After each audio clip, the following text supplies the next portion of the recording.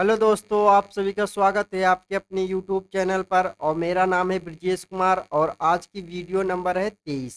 इसके पहले हमने इस सीरीज की 22 वीडियो इसी चैनल पर अपलोड कर दिया है। आप लोगों ने नहीं देखा तो जाके सारी वीडियो को कंप्लीट पूरा देखिए। उसके बाद आप कोई भी एग्जाम में बैठेंगे, वहाँ पे आपको यहाँ से क्वेश्चन जरूर देखने को मिलेगा। ये लूसेंट की 1000 क्वेश्चन की मैं सीरीज करा रहा हूँ। 1000 क्वेश्चन मैं कराऊंगा और इससे पूरी लूसेंट की जो बुक है उसको मैं पूरा कंप्लीट कवर करूंगा। चलिए आज की वीडियो को हम लोग शुरू करते हैं। क्वेश्चन है हमारा, वसा में घुलनशील विटामिन कौन सा नहीं है। देखिए यहाँ पे पूछा है वसा में घुलनशील विटामिन कौन सा नहीं है, ये बात ध्यान रखनी है। तो सबसे पहले हमें पता होना चाहिए वसा में कौन कौन घुलता है। के, ई, डी, ए, ये जो है ये वसा में घुलनशील विटामिन है। कहाँ पर? वसा में घुलनशील विटामिन है। और बी और सी कहाँ पर है? ये जल में घुलनशील विटामिन है। तो ये आप लोग को ध्यान रखना है। तो इसका राइट उत्तर हो जाएगा ऑप्शन डी। विटामिन बी और सी कहाँ पर पानी में घुलनशील है, और यही हमसे पूछा था। अब सबसे हम लोग पहले जान लेते हैं कि विटामिन की खोज हुई थी।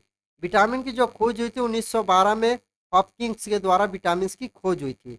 लेकिन इसका जो नामकरण है ABCD जो नाम दिया गया है ये फंक के द्वारा नाम दिया गया है। ये इसके खोजकर्ता कौन है? हॉपकिंग है। और इसका नामकरण किसने दिया था? फंक ने इसका नामकरण किया था। तो ये आप लोग ध्यान रखना है। अब हम लोग और देख लें, जैसे विटामिन ए। विटामिन ए का रासायनिक नाम क्या है? रेटिनॉल। और विटामिन ए की कमी से क्या होता है? रतौंधी जो रोग होता है ये विटामिन ए की कमी से रोग होता है। अब विटामिन डी अब देख लेते हैं। विटामिन डी का क्या नाम, रासायनिक नाम है? कैल्सीफेरोल। कैल्सीफेरोल विटामिन डी का नाम है और इसकी कमी से रेकिटस जो रोग है इसकी कमी से, विटामिन डी की कमी से रेकिटस रोग होता है। अब विटामिन के। विटामिन के का रासायनिक क्या नाम है? फिलोक्विनिन। फिलोक्विनिन विटामिन के का रासायनिक नाम है। और ये विटामिन के की कमी से क्या होता है? रक्त का थक्का ना बनना। रक्त इसमें थक्का नहीं बनता अगर इसकी कमी हो जाती है, रक्त बहता ही रहता है। ये आप लोग, मैंने सारी बातें जो डिस्कस किया इसको आप कंप्लीट अपने कहीं पर लिख कर याद कर लीजिएगा। नेक्स्ट क्वेश्चन है हमारा कि नाबार्ड की स्थापना किस वर्ष हुई थी। नाबार्ड जो संस्था है इसकी स्थापना किस वर्ष हुई थी? तो इसकी स्थापना हुई थी वो 1982 में हुई थी। ऑप्शन डी इसका राइट उत्तर हो जाएगा। इसकी स्थापना 1982 में हुई थी। 22 जुलाई 1982 में इसकी स्थापना होती है नाबार्ड की। और नाबार्ड किसकी संस्था है? ये किसानों की संस्था है। मतलब नाबार्ड एक बैंक है और ये किसानों के लिए लोन वगैरह देती है। और नाबार्ड के हेडक्वार्टर कहाँ पर है? ये मुंबई में हेडक्वार्टर है। और इसके अध्यक्ष कौन है? इसके हेड कौन है? इसके हेड हैं श्री साजी केवी। श्री साजी केवी इसके अध्यक्ष हैं।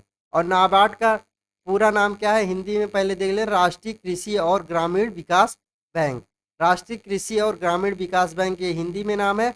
और इसका इंग्लिश में हो जाएगा national bank for agriculture and rural development, इसका इंग्लिश में नाम है। नेक्स्ट क्वेश्चन पे चलते हैं। नेक्स्ट क्वेश्चन है हमारा एएलयू का विस्तृत रूप है। एएलयू का पूरा नाम पूछा है कि यहाँ पे पूरा नाम क्या है। इसका जो पूरा नाम है arithmetic logic unit. Option C इसका राइट उत्तर है। अर्थमेटिक लॉजिक यूनिट जो है एएलयू का फुल नेम है। और भी एक नेम देख लें, जैसे पीडीएफ। पीडीएफ का फुल नेम क्या होता है? तो देखिए पीडीएफ का फुल नेम होता है portable documents format. Portable documents format ये पीडीएफ का फुल नेम है। ये दोनों क्वेश्चन कोई भी एग्जाम होता है अगर फुल नेम पूछा जाता है तो ये दोनों क्वेश्चन बहुत ज़्यादा ही बार पूछा गया। इसीलिए हमने दोनों क्वेश्चन को अच्छे से समझा दिया है। नेक्स्ट क्वेश्चन है हमारा, निम्नलिखित में से कौन सा भारतीय अर्थव्यवस्था का प्राथमिक क्षेत्र है। अब सबसे पहले हमें लोग को पता होना चाहिए कि प्राथमिक क्षेत्र, द्वितीयक क्षेत्र और तृतीयक क्षेत्र के बारे में। तो इसका जो राइट उत्तर हो जाएगा ऑप्शन ए। कृषि जो है ये प्राथमिक क्षेत्र के अंतर्गत आता है। अब हम लोग देख लेते हैं कि प्राथमिक क्षेत्र में कौन आता है। प्राथमिक क्षेत्र, प्राथमिक क्षेत्र जो होता है, और आएगा द्वितीयक क्षेत्र, द्वितीयक क्षेत्र और तृतीयक क्षेत्र, तृतीयक क्षेत्र। तो ये हम लोग देख ले। प्राथमिक क्षेत्र में हम लोग क्या करते हैं, कच्चा जो माल होता है तो उसको तैयार किया जाता है प्राथमिक क्षेत्र में।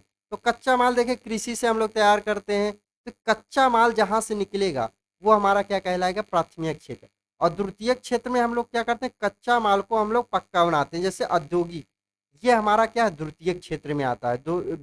औद्योगिक जो है ये द्वितीयक क्षेत्र में, जो कंपनी वगैरह होती है द्वितीयक क्षेत्र में आता है। और तृतीयक क्षेत्र में क्या हो जाएगा, सेवा प्रदान करना, जैसे रेलवे है हमारी, ये सेवा प्रदान करती है लोगों की, ये तृतीयक क्षेत्र में है। जैसे अमेजोन है, फ्लिपकार्ट है, ये संस्थाएं सेवा प्रदान करती है लोग, ये तृतीयक क्षेत्र में आएगा। तो ये भी आप लोग ध्यान रखिएगा। अब आपको कोई भी क्वेश्चन आएगा तो अगर ये मैं 3 बातें जो बताया हूँ, अगर इन 3 बातों को ध्यान रहेगा तो कुछ भी रहेगा आपको ज़रूर वहाँ पे क्वेश्चन को कर जाएँगे। नेक्स्ट क्वेश्चन है हमारा, संविधान का 52वां संविधान संशोधन संबंधित है। तो 52वां जो संविधान संशोधन हुआ है, ये किससे संबंधित है? ये दल बदल कानून जो है इससे संबंधित है। ऑप्शन ए इसका राइट उत्तर हो जाएगा, दल बदल कानून से संविधान संशोधन संबंधित है। और 52वां संविधान कब हुआ था? 1985 में 52वां संविधान को संशोधित किया गया था। नेक्स्ट क्वेश्चन है हमारा, नेक्स्ट क्वेश्चन है, प्रसिद्ध गीत सारे जहां से अच्छा हिंदोसिता हमारा, प्रसिद्ध गीत सारे जहां से अच्छा हिंदोस्तां हमारा की रचना किसने की थी? इसकी जो रचना की थी सर मोहम्मद इकबाल ने की थी। ऑप्शन सी इसका राइट उत्तर हो जाएगा, सर मोहम्मद इकबाल ने इसकी रचना की थी। कब? 1905 में इसकी रचना की थी। और इसको सबसे पहले कहाँ गाया गया था? एक सरकारी कॉलेज लाहौर में गाया गया था। लाहौर में एक सरकारी कॉलेज है, वहाँ पे सबसे पहले इसको गाया गया था। और ये किसके द्वारा रचना किया गया है? मोहम्मद इकबाल के द्वारा इसकी रचना किया गया है। नेक्स्ट क्वेश्चन है हमारा, सिंधु घाटी सभ्यता में घोड़ों की अस्थियों का अवशेष कहाँ से मिला है? देखिए सिंधु घाटी जो सभ्यता है, ये घोड़े का अवशेष मिला है, ये कहाँ से मिला है? ये सुरकोटदा से मिला है। ऑप्शन डी इसका राइट उत्तर हो जाएगा, सुरकोटदा। सुरकोटदा कहाँ पर है? गुजरात के कच्छ जिले में सुरकोटदा स्थान स्थित है। ये सिंधु घाटी का एक स्थान है, वहाँ पे घोड़े के अस्थियों के अवशेष मिले हैं। और लोथल, लोथल में क्या हुआ है? घोड़े के लघु मूर्तियाँ मिली है, लघु छोटी मूर्तियाँ लोथल से मिली है। और लोथल को ही हम लोग बंदरगाह के रूप में जानते हैं। नेक्स्ट क्वेश्चन है, लोथल कहाँ पर स्थित है? लोथल हमारा गुजरात में स्थित है। दोनों सुरकोटदा और लोथल दोनों गुजरात में स्थित है। नेक्स्ट क्वेश्चन है हमारा, प्रथम राष्ट्रीय मानव विकास रिपोर्ट जारी किया गया था, मतलब कब जारी किया गया था? पहला मानव विकास रिपोर्ट जो है ये कब जारी किया गया था? इसकी शुरुआत जो हुई थी ये 2002 में इसकी शुरुआत हुई थी। ऑप्शन बी इसका राइट उत्तर हो जाएगा, 2002 में राष्ट्रीय मानव विकास रिपोर्ट जो जारी करने की शुरुआत हुई थी 2002 में हुई थी। इसी को बोलते हैं human development index, human development index HDI इसको बोलते हैं। अब देखिए अभी जो रिपोर्ट आई है 2021-22 में, इसमें क्या होता है कि भारत जो है घट कर नीचे चला गया है। इसमें अब भारत कितना है?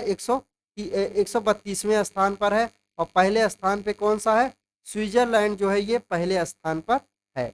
और मानव विकास जो है ये 3 इसके आधार होते हैं। इस रिपोर्ट को प्रस्तुत करने के 3 आधार हैं। वो आधार कौन कौन से हैं आपसे पूछ सकता है। एक क्या है? जीवन प्रत्यास्था, पहला क्या है? जीवन प्रत्यास्था। दूसरा क्या है? एजुकेशन, शिक्षा। और तीसरा क्या है? प्रति व्यक्ति आय, तीसरा है। तो 3 आधार इसके होते हैं, इसी आधार पे मानव विकास रिपोर्ट तैयार किया जाता है। और इसको जारी करने वाली संस्था कौन सी है? UNDP इसको जारी करने वाली संस्था है। इसका पूरा नाम क्या है? संयुक्त राष्ट्र विकास कार्यक्रम इसका पूरा नाम है। और 2021-22 में इसकी जो रिपोर्ट आई थी, भारत का स्थान 132 था। और पहले स्थान पर कौन है? पहले स्थान पर हमारा स्विट्जरलैंड है। और इसको प्रस्तुत कौन करता है? UNDP इसको प्रस्तुत करता है। और इसकी शुरुआत 2002 में इसकी शुरुआत हुई थी।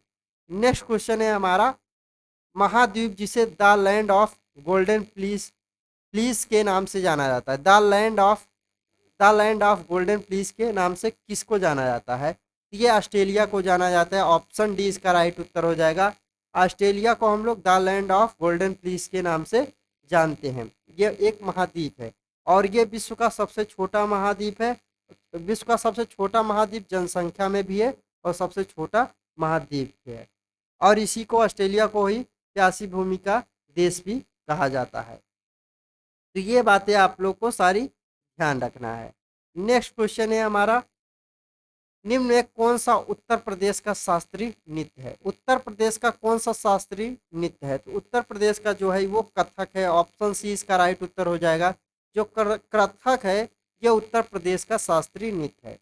अब देखें कथकली जो है ये केरल का शास्त्रीय नृत्य है। और भांगड़ा जो है ये नृत्य है ये पंजाब का भांगड़ा नृत्य है। और कुचिपुड़ी भी शास्त्रीय नृत्य है, ये कहाँ का है? ये आंध्र प्रदेश का शास्त्रीय नृत्य है। नेक्स्ट क्वेश्चन है हमारा, ब्रिक्स में कौन कौन से देश नहीं आते हैं?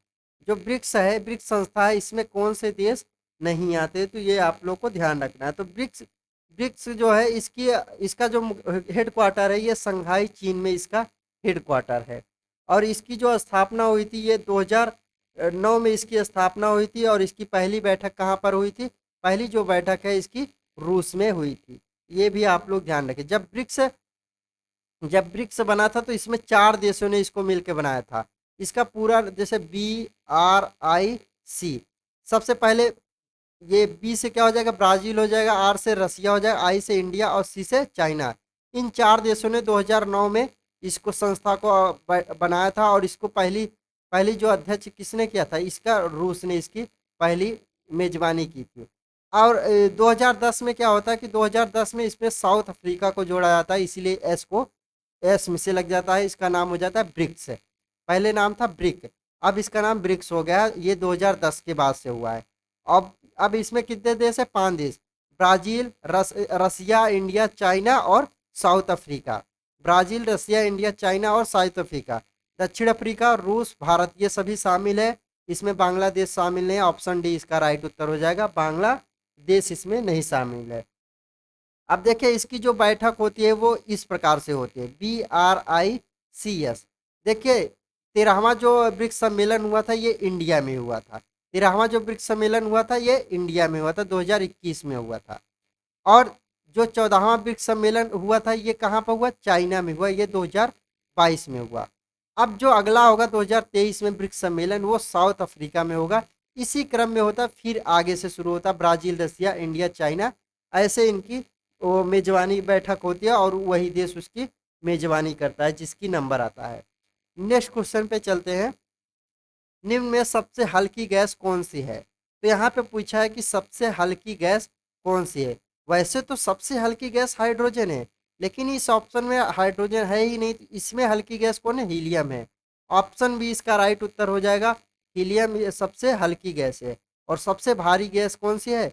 रेडॉन सबसे भारी गैस है और ये पृथ्वी पर पाई ही नहीं जाती। तो ये भी आप लोग ध्यान रखिएगा। नेक्स्ट क्वेश्चन है हमारा, अल्फ्रेड नोबल ने किसका आविष्कार किया था? अल्फ्रेड जो नोबल थे ये डायनामाइट का आविष्कार किया था। ऑप्शन सी इसका राइट उत्तर है।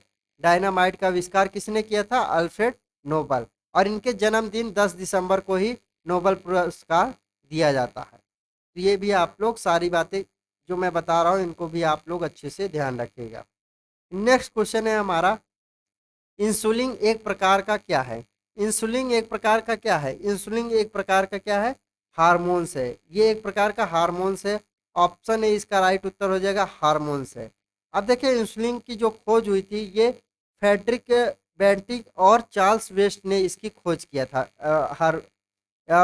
इंसुलिन की। और इंसुलिन की कमी से मधुमेह रोग हो जाता है। और इंसुलिन कहाँ से प्राप्त होता है? ये अग्नाशय के बीटा कोशिकाओं से स्रावित होता है, बीटा सेल से स्रावित होता है। अग्नाशय के बीटा सेल से इंसुलिन स्रावित होता है। और इंसुलिन की कमी से कौन सा रोग होता है? मधुमेह जो रोग होता है इंसुलिन की कमी से ये रोग हो जाता है।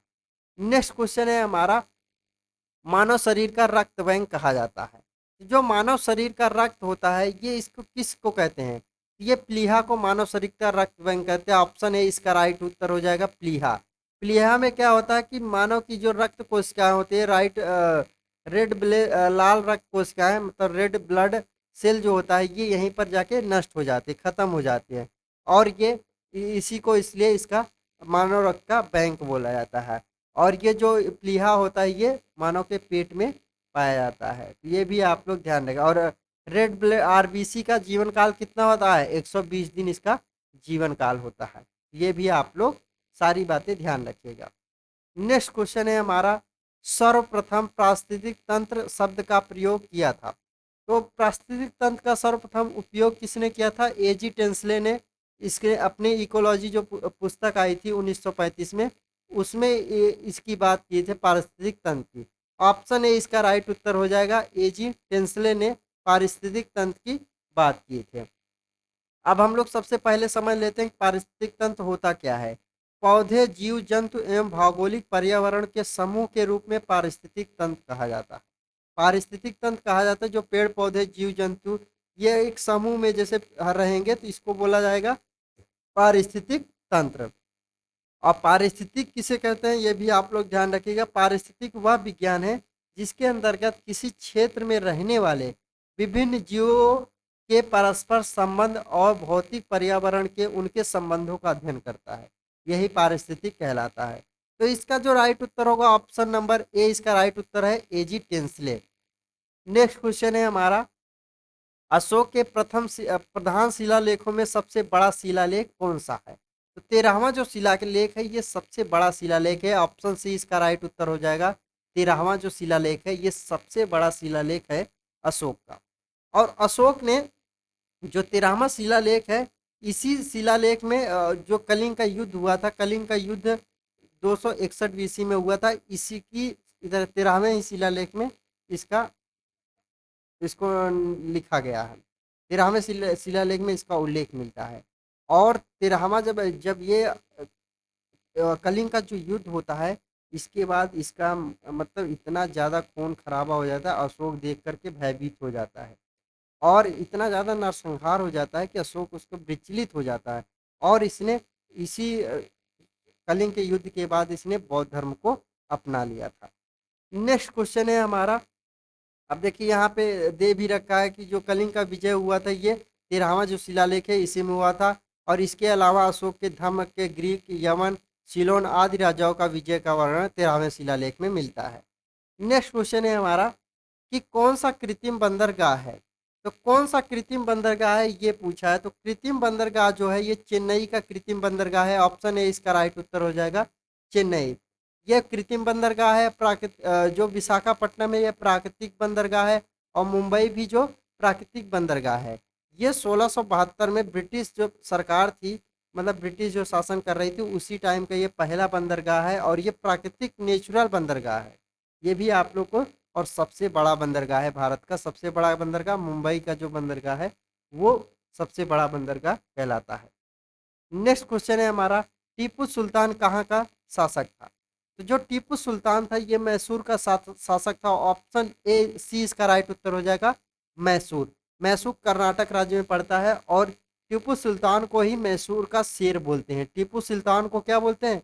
मैसूर का शेर बोलते हैं। टीपू सुल्तान किसका बेटा था? ये हैदर अली का पुत्र था टीपू सुल्तान।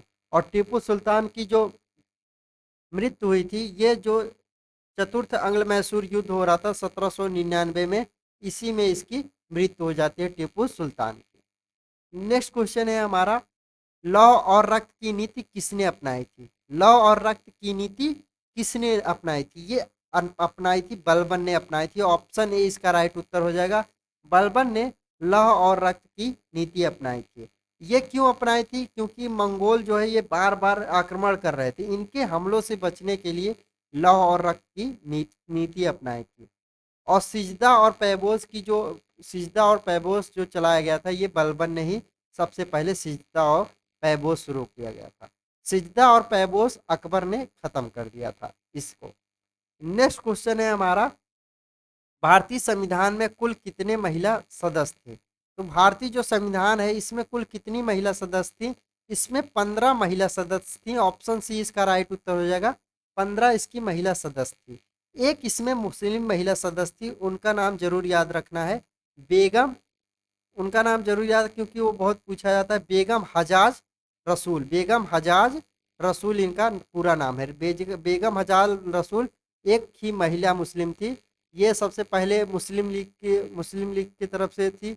उसके बाद जब भारत और पाकिस्तान का बंटवारा हो गया तब ये कांग्रेस में शामिल हो गई। और जब भारत का बंटवारा नहीं हुआ था तब कुल सदस्यों के संविधान सभा के कुल सदस्य कितने थे? 389 सदस्य थे। लेकिन जब भारत पाकिस्तान का बंटवारा हो गया तब इसमें सदस्य कितने हुए थे? 299 सदस्य बचे और इसमें 70 देशी रियासत से थे और 229 प्रांतों से थे। ये आप लोग को बहुत ज़्यादा अच्छे से ध्यान रखना है। नेक्स्ट क्वेश्चन है हमारा कि राज्यसभा का सदस्य बनने के लिए आवश्यक न्यूनतम आयु कितनी होनी चाहिए। राज्यसभा का सदस्य बनने के लिए आवश्यक न्यूनतम आयु कितनी होनी चाहिए, तो ये 30 वर्ष होनी चाहिए। ऑप्शन सी इसका राइट उत्तर है 30 वर्ष। अब देखिए, एक होता है राज्यसभा, एक होता है लोकसभा, दोनों को ध्यान रखना है। लोकसभा, लोकसभा, राज्यसभा में 30 वर्ष चाहिए सदस्य बनने के लिए और लोकसभा में 25 वर्ष चाहिए, न्यूनतम 25 वर्ष चाहिए। अब देखिए इनके आर्टिकल्स होते हैं। राज्यसभा का आर्टिकल्स क्या है, सरला, इसको ऐसे रखिए सरला। सा से क्या हो जाएगा, संसद हो जाएगा, ये 79 में है। और रा से राज्यसभा हो जाएगी, ये 80 में है। और ला से लोकसभा हो जाएगी, ये 81 में है। तो राज्यसभा का आर्टिकल जो है ये 80 है और लोकसभा का जो आर्टिकल है ये 81 है और संसद का 79 इसका आर्टिकल है। तो राज्यसभा क्या है, अपर है, मतलब अपर संस्था है। और लोकसभा क्या है, ये निचली संस्था है। ये आप लोग ध्यान रखें। और राज्यसभा को कभी भंग नहीं कर सकते हैं। और राज्यसभा के 1/3 सदस्य प्रत्येक 2 वर्षों में पद के मुक्त होते हैं और इसका फिर से चुनाव होता है। तो ये ध्यान रखें, राज्यसभा अस्थायी सदस्य सदन है और लोकसभा अस्थायी सदन है। ये 5-5 सालों में हमेशा इसमें भंग होता रहता है। नेक्स्ट क्वेश्चन है हमारा, निम्न में कौन अवध का प्रथम नवाब था। तो ऐसा कौन सा था जो अवध है इस क्षेत्र में पहला जो नवाब था वो कौन था, तो वो था शहादत खां अली था, शहादत खां था। ऑप्शन बी इसका राइट उत्तर हो जाएगा। सो शहादत खां था, ये अवध का पहला नवाब कहा जाता है। और अवध का अंतिम नवाब कौन था, वाजिद अली शाह अंतिम नवाब अवध का नवाब था। नेक्स्ट क्वेश्चन है हमारा, निम्न में कौन सा संवैधानिक संस्था नहीं है। यहाँ पे पूछा है कि कौन सी संवैधानिक संस्था नहीं है। अब देखिए, संघ लोक सेवा जो आयोग है ये भी संवैधानिक संस्था है और इसका उल्लेख 315 में मिलता है, ये आप लोग ध्यान रखिए। और राज्य लोक सेवा आयोग ये भी संवैधानिक संस्था है, ये भी इसी में उल्लेख मिलता है। और वित्त आयोग जो है इसका आर्टिकल जो है ये 280 में इसका उल्लेख मिलता है, ये भी संवैधानिक संस्था है। ये जो योजना आयोग ये संवैधानिक संस्था नहीं है। ऑप्शन डी इसका राइट उत्तर हो जाएगा, योजना आयोग। योजना आयोग की स्थापना कब हुई थी, 1950 में इसकी स्थापना हुई थी। ये पंचवर्षीय जो योजना हो रही थी उसी पे थिंक मतलब सरकार के एक सोचने का मतलब कैसे काम किया जाएगा, ये सरकार ने योजना आयोग के रूप में गठित किया था। ये लेकिन संविधान का पार्ट नहीं है। फिर उसके बाद ये योजना आयोग को क्या होता है कि 1 जनवरी 2015 को इसका नाम चेंज कर दिया। 1 जनवरी 2015 में इसका नाम चेंज हो जाता है और इसका नाम क्या कर दिया जाता है, नीति आयोग इसका नाम हो जाता है। ये आप लोग ध्यान रखिएगा। और नीति आयोग को जो अध्यक्ष होता है वो प्रधानमंत्री जो रहेगा उस टाइम का वही अध्यक्ष रहेगा। तो प्रधानमंत्री अभी कौन है, नरेंद्र मोदी नीति आयोग के अध्यक्ष हैं। और इसके अध्यक्ष उपाध्यक्ष कौन है, उपाध्यक्ष है। उपाध्यक्ष की जब बात करेगा तो इसके उपाध्यक्ष कौन है, सुमन बेरी इसके उपाध्यक्ष है। और इसके सीईओ कौन है, वी आर सुब्रमण्यम इसके सीईओ है। सीईओ, इसके सीईओ कौन है, वी आर सुब्रमण्यम इसके सीईओ है। नेक्स्ट क्वेश्चन है हमारा कि स्टेनलेस स्टील जो है ये किन अवयव के मिक्सअप से बना है। स्टेनलेस स्टील ये बना है लोहा, निकेल और क्रोमियम। ऑप्शन डी इसका राइट उत्तर हो जाएगा, लोहा, निकेल और क्रोमियम से ये स्टेनलेस स्टील बनता है। और ये क्रोमियम क्यों मिलाया जाता है, क्योंकि उसमें दाग रहित स्टील तैयार किया जाए, इसीलिए इसमें क्रोमियम को मिलाया जाता है।